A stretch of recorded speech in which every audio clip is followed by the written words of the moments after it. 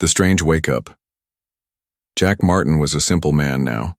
After years of fighting in space wars, he had retired to a peaceful colony planet called Virel 7. The sky was always blue here, and his house was far from the busy city. He liked it that way, quiet, safe, and alone. But one morning, that peace shattered. Jack opened his eyes slowly, feeling a strange weight on his chest. Something was wrong. He wasn't dreaming. His vision cleared, and he saw her, an alien girl. She was on top of him, literally. Her knees were on the bed, one on each side of his waist, and her hands were pressed against his chest. Her big silver eyes stared into his with panic. Her skin was a soft lavender color, and her long white hair fell like a curtain over his face. She was breathing hard, her lips trembling. Jack froze. For a few seconds, neither of them moved. "What the hell?" he muttered. She jumped back, falling off the bed and landing on the floor with a thud. Sorry, I didn't mean, I was just protecting," she said in broken English, holding up her hands. "Protecting me?" Jack sat up, confused and half angry.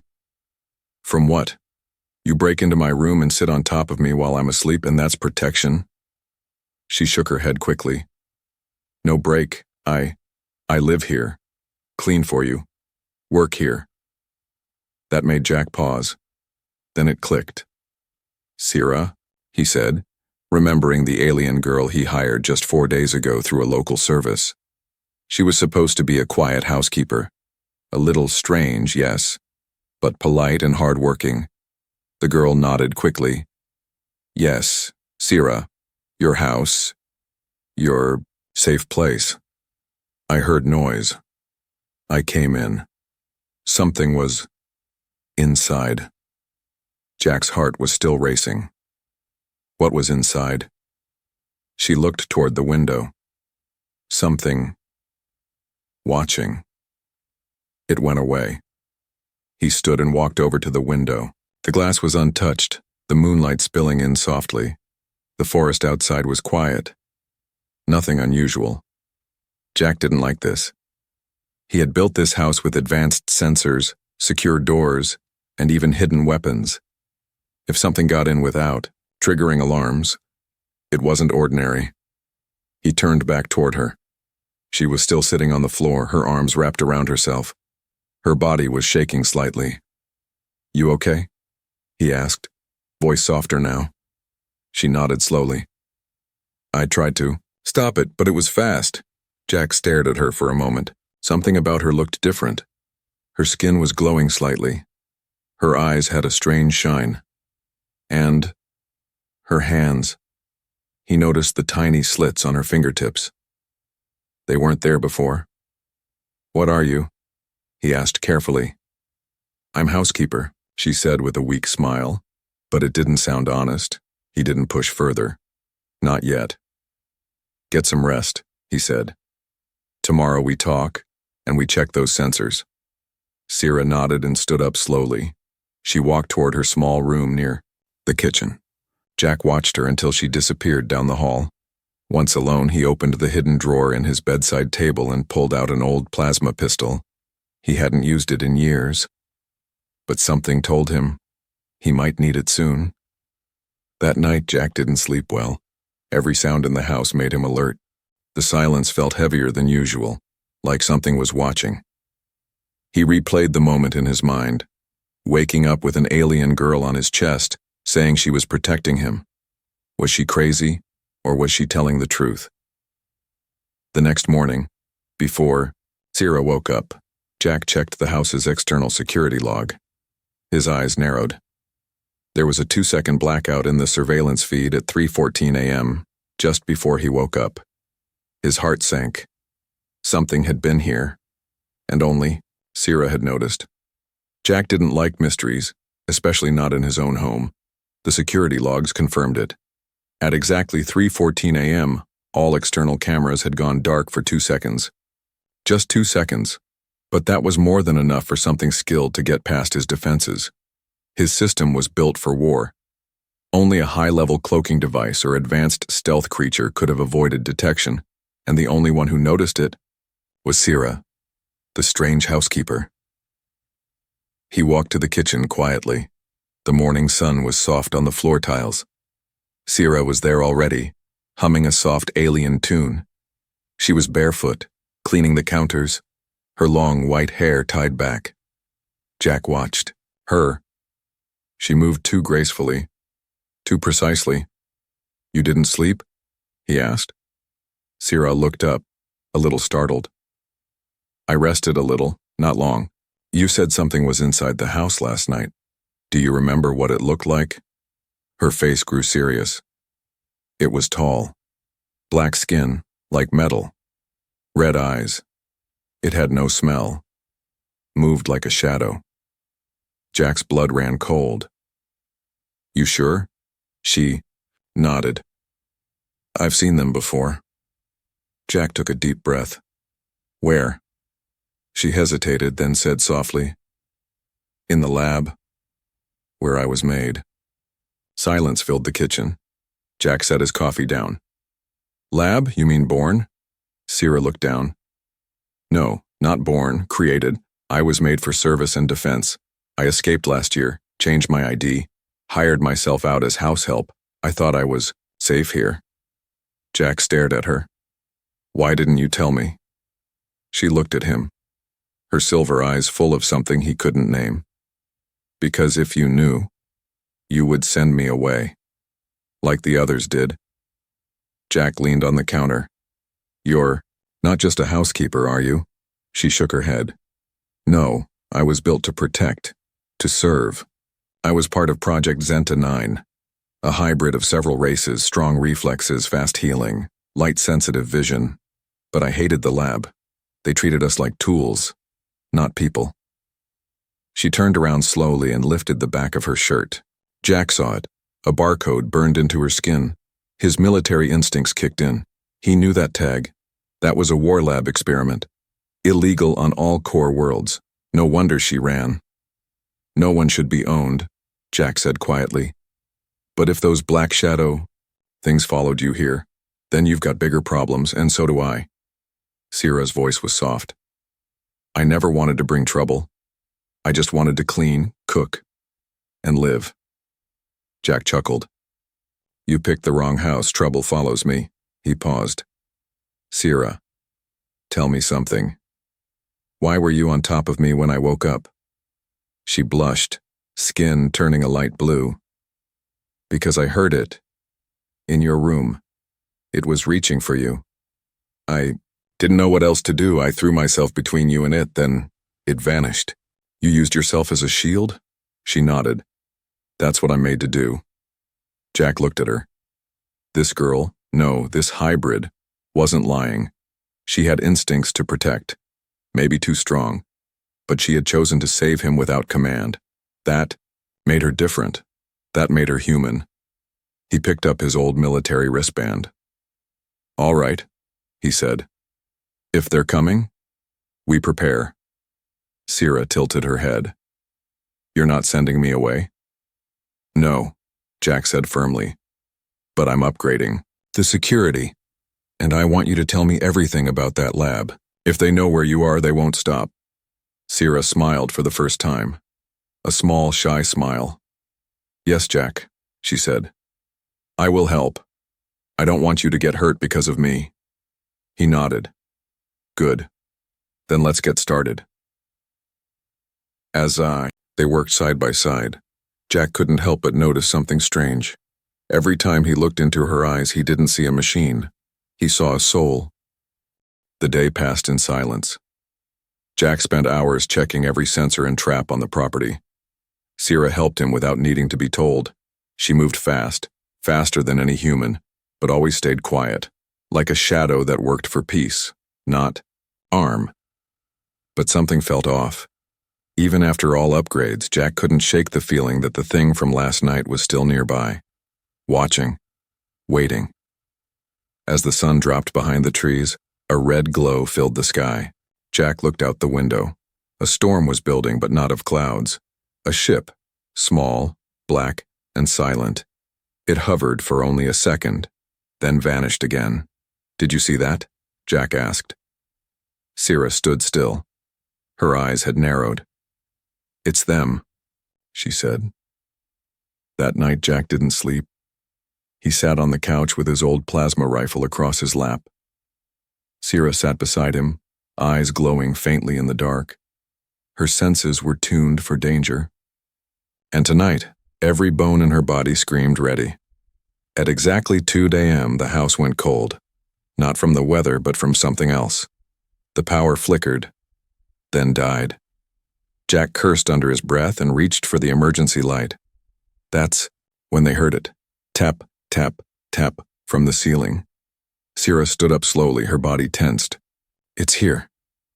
Without another word, she sprinted into the hallway, faster than Jack could follow. He heard a crash, then metal ripping. He ran after her. Down the hallway, the air was colder. A long scratch now marked the ceiling. The lights flickered back for just a second, and in that second, Jack saw it. A creature, tall, jet black, no eyes, no mouth, just skin like armor and long clawed fingers. It moved like liquid shadow. Jack raised his rifle and fired. The bolt hit, but passed through like mist. Damn it, he yelled. The creature reached out, but Sierra was faster. She launched at it, her body glowing bright white, slamming it against the wall. Sparks flew, it shrieked, not in sound but in pressure. Jack felt his ears bleed slightly. The thing vanished in a blur, leaving only cracks in the walls. Sierra dropped to one knee, shaking. Are you okay? Jack asked, running to her. She nodded. It wasn't a full unit, just a scout. A scout? He said. Then more are coming. She looked up at him, eyes glowing silver blue.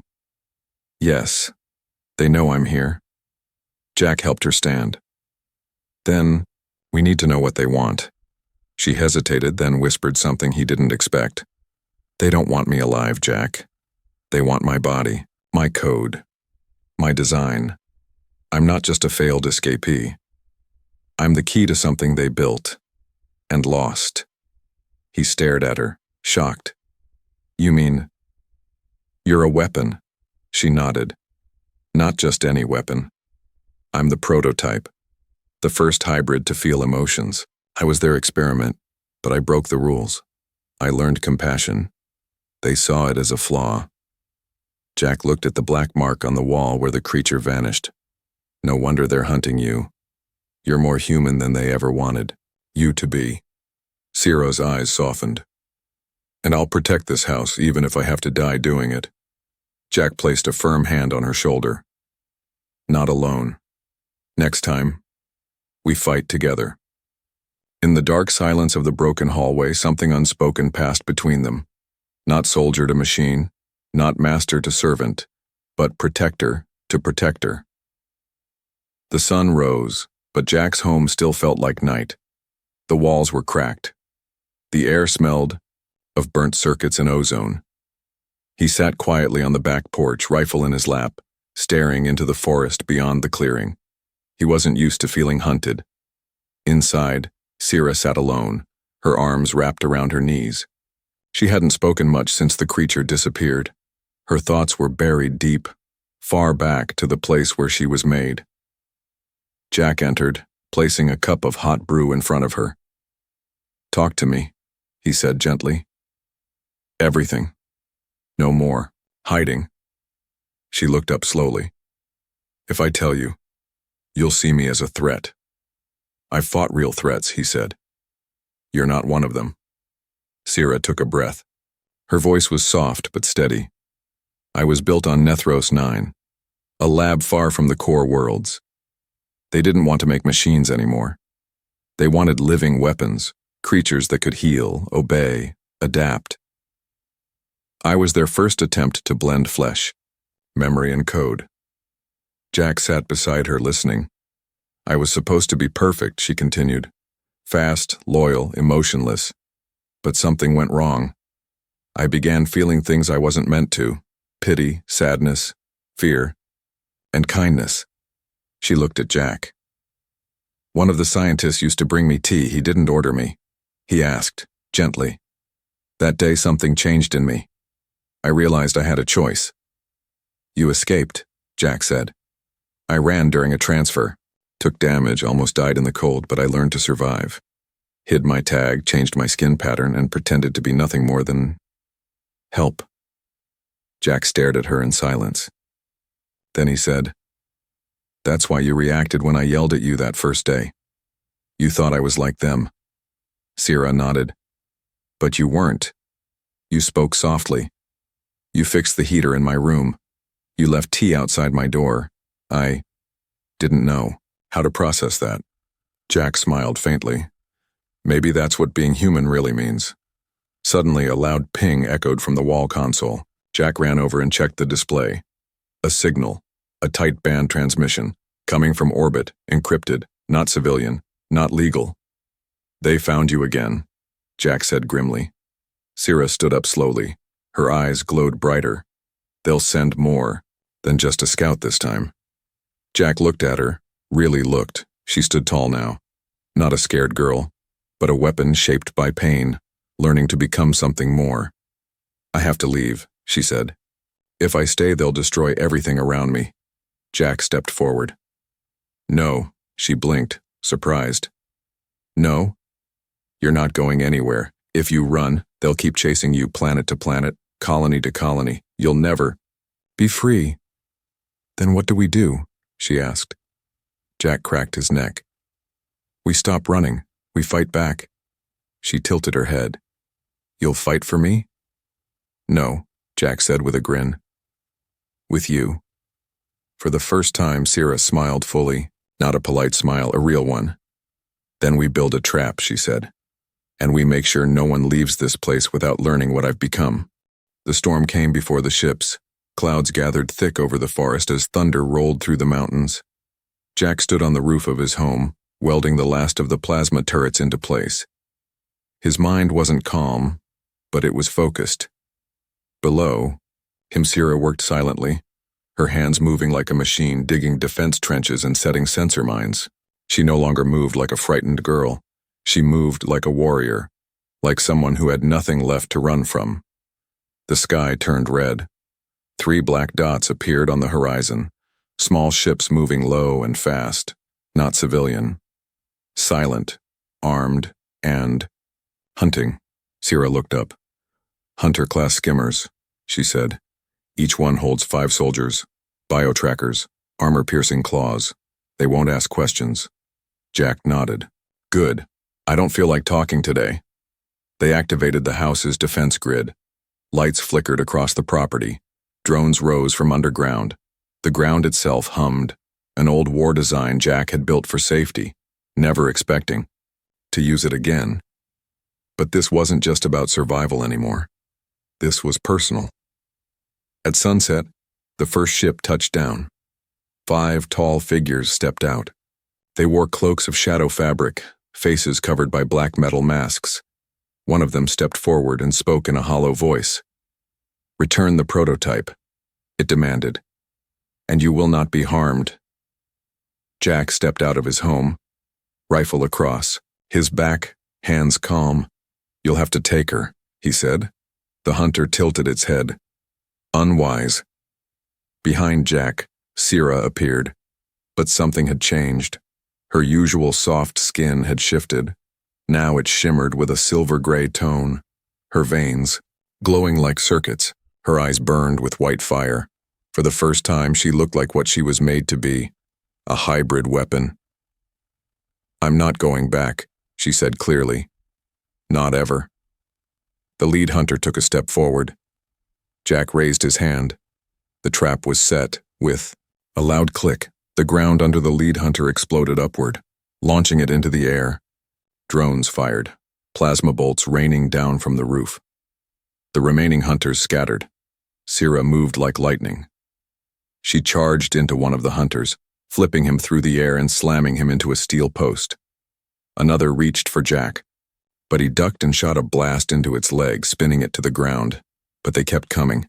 These weren't simple soldiers. They were trained, fast, and enhanced. Jack took cover behind a crate. He was bleeding from his shoulder. "Sierra," he called out. "They're adapting." "I know," she shouted back. "We have 60 seconds before the next wave." More ships appeared in the clouds above. Jack grinned bitterly. Then we make every second count. They fought together side by side, machine and man. Sierra slammed her fist into a hunter's chest, cracking the armor. Jack rolled between two attackers, firing shots that hit weak joints. For every one they dropped, another took its place. Jack was running out of ammo. Sierra's energy was fading. Her glow flickered. Then one of the hunters caught her from behind, slamming her into the ground. She gasped, trying to stand, but her legs trembled. The hunter raised a clawed hand, aiming for her neck. Jack screamed, "No!"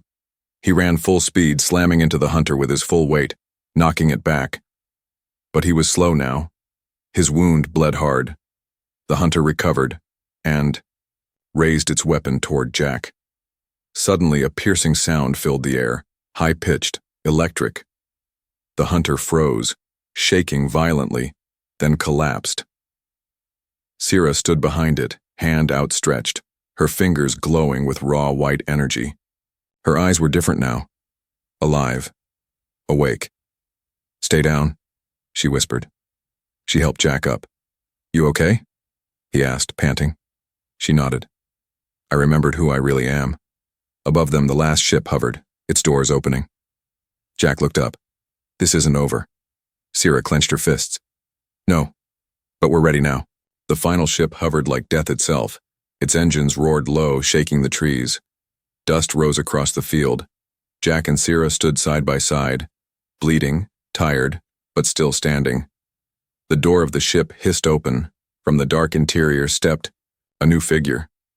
Not a hunter, not a soldier, but something worse. A tall being with silver skin, no face, and long wires flowing like hair. Its chest glowed with a red core, pulsing like a heart. It moved slowly, like it had all the time in the universe. Sierra stepped forward. Her voice was firm. "Unit ZK-1. Jack looked at her. "You know him?"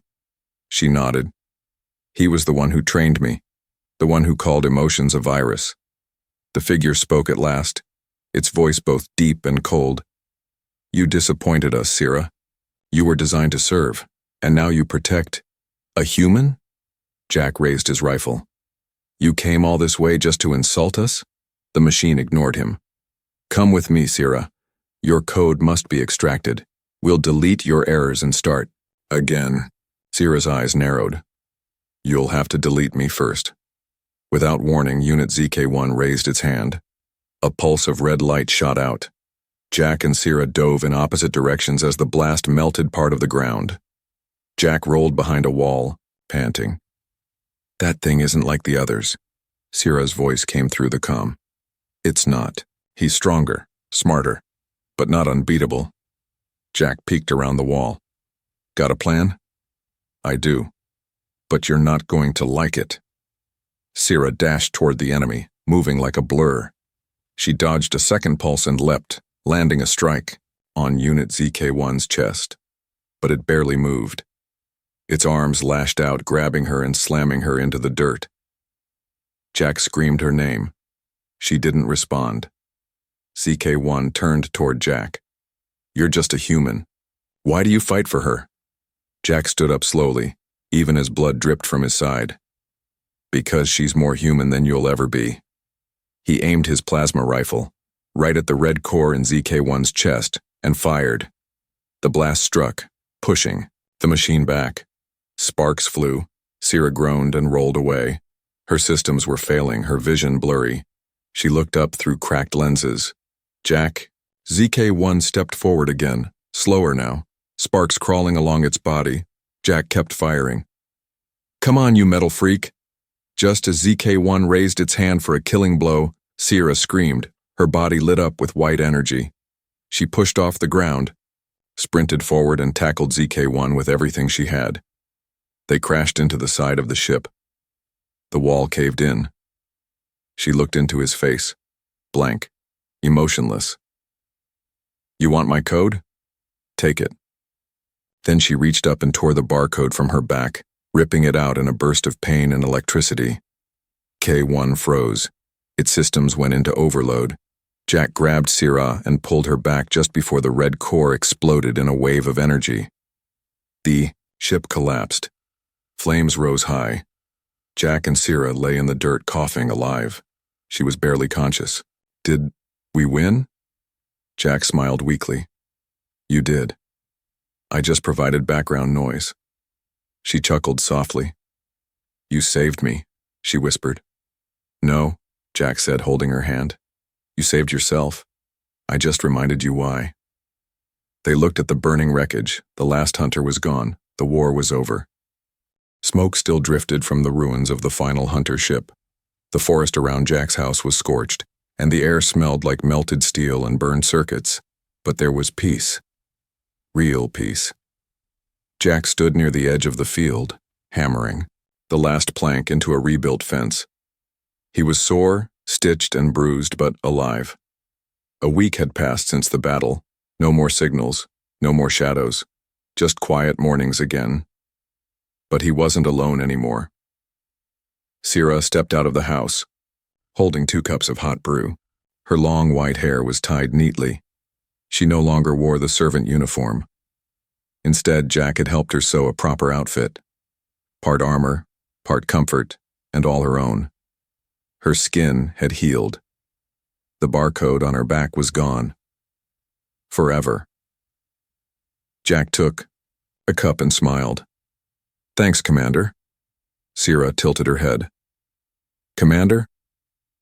Well, Jack said with a grin, you led the final charge, saved the day, and tore your own code out of your spine. I think that earns you the title. She looked down and smiled shyly. Then, what does that make you? He sipped and thought. Just the guy who woke up with his housekeeper on top of him. Syrah laughed, really laughed, for the first time since she'd arrived. Later that night, under the stars, Jack lit a small fire. The sky was clear. No ships, no threats, just peace. Syrah sat beside him, watching the flames. Do you think they'll come again? She asked. Jack poked the fire with a stick. Maybe, but if they do, we'll be ready. Syrah looked thoughtful. I don't want to hide anymore. I want to live. Really live. You're free now, Jack said. You can go anywhere. She turned to him. But I don't want to go anywhere. Jack met her gaze. Her silver eyes glowed softly in the firelight. You sure? She nodded. This house. It became more than just a hiding place. It became home. Because of you. Jack felt something stir in his chest, a warmth he hadn't known in years. You're welcome here always. She took his hand gently. Then let's make it a home for others too. There are more like me out there, lost, afraid, hunted. Jack raised an eyebrow. You want to start a rescue mission? I want to give them what you gave me, she said. A second chance. Jack smiled. Then let's build something bigger than a fence. 1 year later, the house had changed. It was now a sanctuary, a hidden place in the forest of Virel 7 where hybrids, runaways, and cast-outs could find peace. Jack trained them. Syrah mentored them. Some had strange abilities, some were still learning to speak. But none were alone. At the heart of it all, Jack and Syrah stood together, warrior and weapon, protector and protected, human and hybrid, no longer afraid. They had turned their pain into purpose, and in the quiet, far away from the noise of the galaxy, they had finally created something rare: hope.